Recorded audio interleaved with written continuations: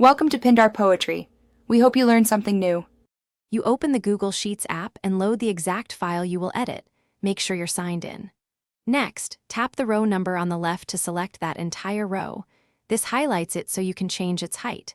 If you need several rows, tap one, then tap additional row numbers to multi-select. Once selected, long press a row label or use a two-finger drag on the row boundary to bring up the row height controls. That's where the change starts. Now you adjust height either visually or precisely. First option, drag the boundary between row numbers up or down. This is fast and shows how text wraps.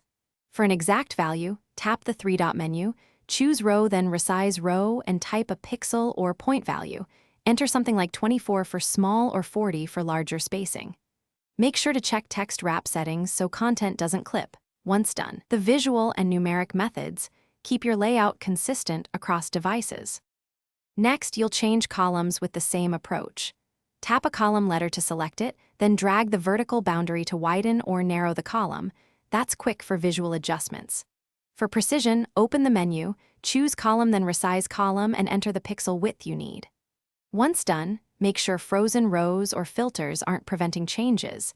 If a resize fails, clear filters, unfreeze panes, retry, and restart the app if necessary. That fixes most mobile selection glitches. Thanks for watching. Consider subscribing if we helped you.